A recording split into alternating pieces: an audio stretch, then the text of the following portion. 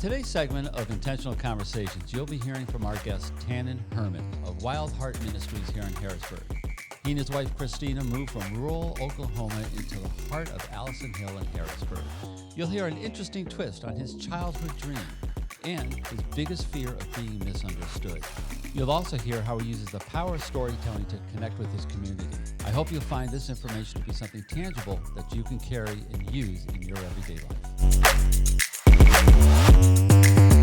Well, Tannon, thanks for being here today on our podcast. I'm glad you were able to make it. Thanks for having me. When you were a kid, 5 years old, 7 years old, what did you want to be when you grow up? This is one of my absolute favorite questions because when people told me I could be whatever I wanted to be whenever I grew up, I took it very seriously. I wanted to be a dolphin. A dolphin? Yes. Okay. Now, probably not the most inspiring response to that question. However, as I've grown older, I probably have a more mature response to that. And I think for me, it was I just wanted to be somebody who made a difference. And I didn't really have too many ideas of what that needed to look like. I just knew I wanted my life to matter. And does that relate to a dolphin in any way? I don't know, to be honest with you. Yeah. I mean, they're squeaky and cute, but that's about as far as it goes in my head as a small child. Yeah. Yeah. Yeah. I think I was fascinated by echolocation and all those weird things that dolphins can do, you know? Okay, moving right along. So you've come from completely a different part of the country, and you and Cristina kind of plopped yourself right into Absolutely. the beautiful city of Harrisburg and probably the most desirable area to live, arguably, Allison Hill, right? When you think back through that process, what stands out the most about, was there fear, was there concern, was there excitement? What described that transition for you and for your family? Yeah, I mean, to your point, like we came from rural Oklahoma to inner city Harrisburg, so a lot of shock, I think, in that transition for sure. But I remember when we first moved into the community, there was the unfortunate reality. Our introduction to being in the Hill was an individual was murdered right in front of our house the first weekend we moved in, and the following weekend, the same thing happened behind our house. And at that point, Harrisburg was on national news because there was this big wave of crime hitting the city at the time. And I remember my parents giving me a call. My mom gets on the phone and she says, "Are you sure about this whole thing? Because if this isn't a God idea, it definitely isn't a good idea. And you better figure that out sooner than later." And I kind of remember chuckling in that moment. It's like, yeah, that's a good point, Mom. I mean, like any good mom wants to make sure their kids are making decisions about their safety, especially I was newly married at the time. But I think like whatever obstacle we experienced at the beginning of concerns for where we were, it quickly dissipated once we built relationships inside the community and understood like not just where we were, but who we were with. And building those bridges and those relationships changed everything for us as far as our feelings of safety go. Yeah. I know when I first started my first business, it took about an hour into it. I kind of went, what did I just do to myself? Was there any moment like that when you set foot in Harrisburg?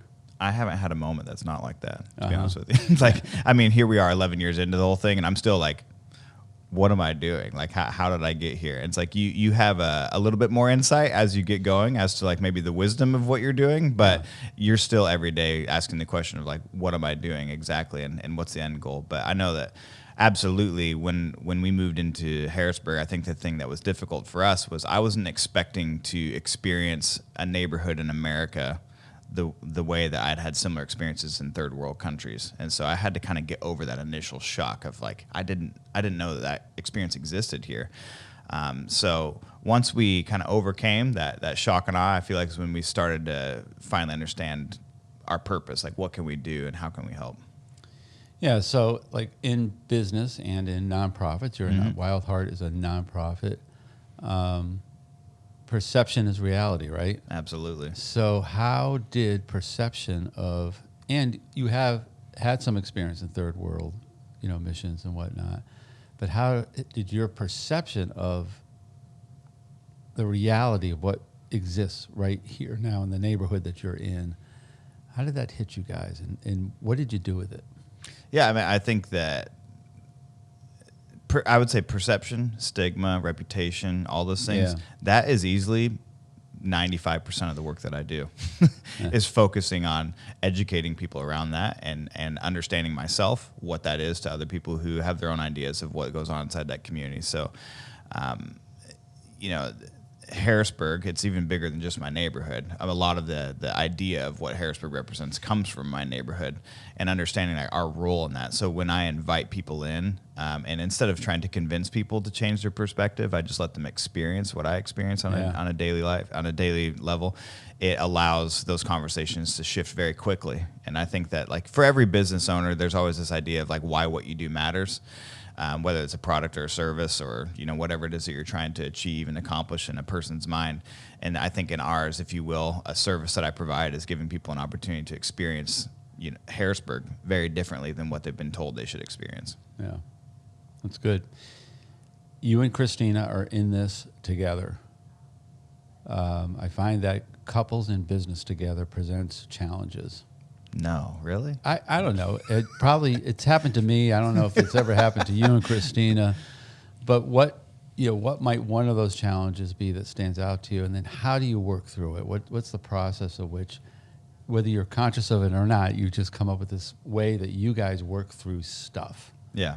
Well, might as well use this opportunity to memorialize. Christina's your favorite between myself and her. So I'm not sure how you ended up here and she didn't, but that's honestly another conversation. I ask myself that question every time I'm around you. Yeah. But no, I would just say that I think that for the two of us, we as people couldn't be more polar opposite. I mean, on every personality test, we are polar opposites. On every strengths test, we are polar opposites. Like, there's something so funny about that dynamic. But instead of seeing that as reasons to not work together, to not collaborate, we've learned how to celebrate that in one another, and in a way, without being too weird about it, like, stay in our lanes in an appropriate way. So it's kind of like, if I know that she's better at something than myself, which takes a lot of humility and self-awareness to achieve that, then I just learn to hand things off to her and allow that to be something that she can thrive in, versus me trying to maintain some feeling of significance. I think that we all, as leaders, want to be we want to feel like we're contributing.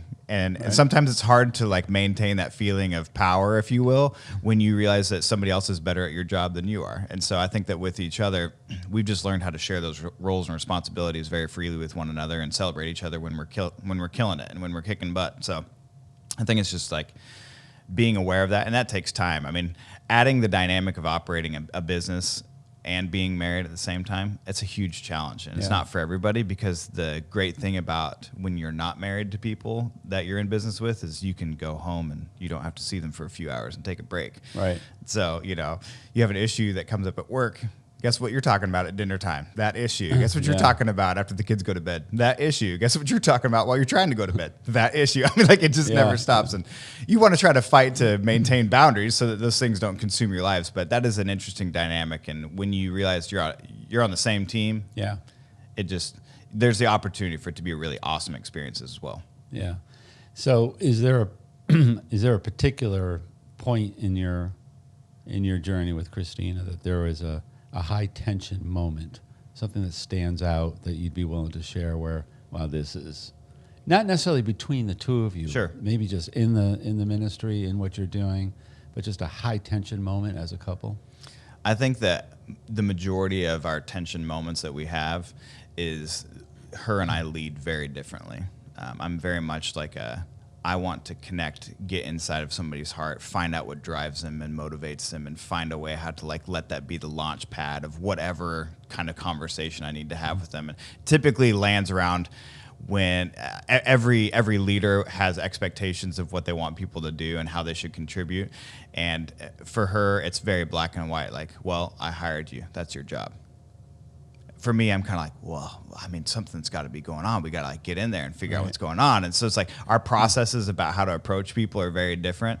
And I think that tends to be, like, where we clash the most, is, like, trying to find out how should we have that conversation to help that individual, like, meet the expectations that we have for them. And see, of course, you're hearing my version of the story, so I'm making Cristina sound like this, like, bludgeon taskmaster. That's not at all how she is. We know that's not who she is. We know that that's not true. No, it's just that, we would come at it very differently. She's going to talk about it from the basis of responsibility, and I'm going to talk about it from the basis of personality. And, usually we find a way to meet in the middle, and it becomes a really powerful conversation. And people they feel seen, and they also feel like, wow, you actually do believe in my capacity. Yeah. And I think that that tends to be where we find ourselves. What's been some of the secret in that, finding that point of convergence for the two of you, like as different as you are, but what's the process, or what's the circle? What do you do to get there? So this is my secret in it all is for somebody who's always trying to make sure that people feel loved. Mm-hmm. It's very hard for me. It was very hard for me initially when I was learning to go through this process with Cristina to let her just say whatever she needed to say. As we were processing how we were going to prepare for these conversations, I would find myself constantly interjecting and trying to shut down certain streams of thought or even direct verbiage. And then I realized no way, man, she loves these guys as deeply as I do. It's just she's processing. She needs to have this raw space to just process and say everything that she needs to get out of her head, because when she actually sits down and talks with that person, I know that love is going to be translated with however she decides to go about that conversation. And that was my thing. Is I was afraid that, man, if they heard this conversation, there's no way. But it's I just hey, you know what? They're not in this conversation. My job as a leader and as a husband in scenarios, create a space for you to say everything that you need to say. Process all the height of emotion that you have with me, so that doesn't have to come out some sideways version when we're actually having the conversation. Yeah, that sounds good. So, through all that, in your journey, Oklahoma, plop yourself in the heart of Harrisburg, in the most desirable living area possible, managing and leading a nonprofit. It's not quite the same as managing and leading a for-profit agency. I mean, there are a lot of similarities. Yeah. But as a leader of a nonprofit, what are some of the things that you find that are unique to the staff that you have in terms of how you have to manage and lead? Yeah, I think that nonprofits inherently tend to be belief-driven or cause-driven, initiatives. And so if I have a great product, but I suck at storytelling, I'm going to struggle as a business, because you're always going to find early adopters who are like, wow, this product is revolutionary. But in my particular world, I'm not really offering a product to people. And if you will, I've learned to get better at trying to identify the service that I'm offering people as the opportunity to feel significant in their contributions to community. But for me, it's been this, I have had to lean very heavy into understanding our story and how to best connect people to that story. And really, I think our success in a lot of ways lives and dies on that exact skill set. And so whenever I meet businesses, I find myself drawn to ones who I think are lacking a story. Because I'm like, man, if you knew how to tell people about who you are and what you do, it would revolutionize everything. Yeah. And sometimes I can find myself just being candid, almost jealous.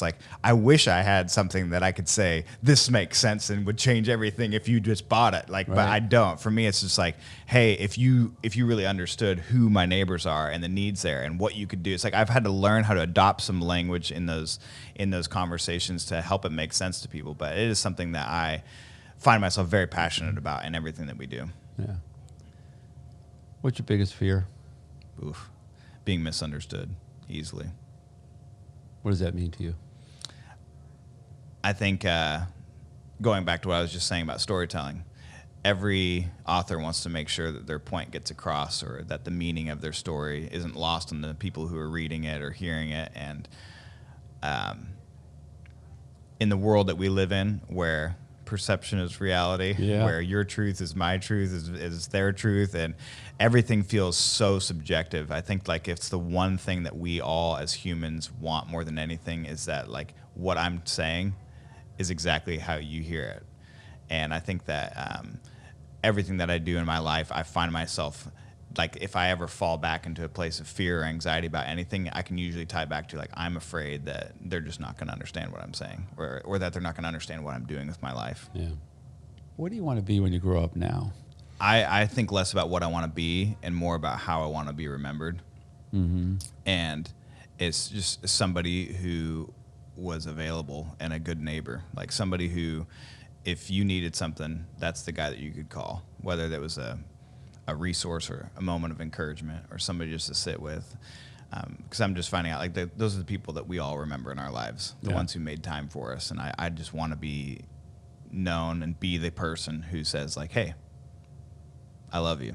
Like, what do you need? Yeah. Like, not in a weird way, not in a transactional way, but just from a place of connection. Yeah, great. So in your experiences to date, right, you're what, 23 now? Ooh, right. I wish. Yeah. It still feels like it sometimes. How would you today look back and coach your younger self in a situation? What are some of the things that maybe that you're like, I probably could have done that differently? So many things. Just give me one or two. Yeah, I would say my personality is classic foot on the gas all the time. Pressing the brakes a little bit more, slowing down. And I think because of how I operate, I'm a highly relationally driven person. So I can say with fair confidence, like, in my efforts to go fast, I never really ran over people or lost people along the way. But I think I missed a lot of potential for the breadth of impact for things because I could have involved more people. You know, like there could have been more individuals around the tables where the dreams were being formed and where the plans were being made. And I think that a lot of the work that we do now in the community, in some ways, I think I reap the consequences of starting that way, of having to now work backwards a little bit, of just going back and reminding people, like, oh, hey, maybe you weren't at the table, but you were in my mind. You know, maybe I didn't have their specific name or face in my head at the time, but, like, I was thinking of all these things with you in mind. And just wishing I would have slowed down a little bit at the beginning and asked more questions, you know, rather than being so eager to maybe necessarily solve the problems that I saw. Yeah, it's good. What's on the horizon for Tannon and Cristina, for Wildheart? What are the big dreams, aspirations? Well, we're always dreaming. That is for sure. I think the biggest things on the horizon that are coming is we have been investing so much time into preparing to open up what we're calling the Harrisburg Community Development Corporation. And so it's going to be another nonprofit arm of what we do that's focused on providing affordable housing. So it'll be a development-focused entity. And so we actually are planning to break ground next year on our first project of 9 units for residents in the community, as well as some commercial spaces to be leased. And we just feel like a lot of the work that we've done in the community is very easy, low-hanging things of cleaning things up, making things a better place. But we just need more opportunities to experience that and enjoy those things. And so development, I think, that's become a big focus for us. And then we also now have a 2-acre urban farm inside the community. And both of these are, like, in their infancy, but have a lot of momentum around them both. And we feel like as we pursue those things, we're going to start seeing even more change happening inside that community. Tangible evidence on transforming a community. Yep. Yeah, I like it. I like that too. So Wildheart is doing amazing things in the city of Harrisburg, Pennsylvania. Tell our audience how to get a hold of you guys. Yeah, easiest way to stay in touch with us and our story is through our website, lovethehillpa.com. You can go on there and learn about all the different things we have going on, how you can volunteer, how you can give to support those things. And then another great way just to follow the story is on social media. So we have a pretty strong presence on Instagram and Facebook. A lot of people learn about the different things we have going on there. That's like a great outlet just for learning about more like the daily type of opportunities that people have to plug in. Yeah, give the web address one more time. lovethehillpa.com. lovethehillpa.com. Hey, thanks for being with us. Thanks for having me. All right.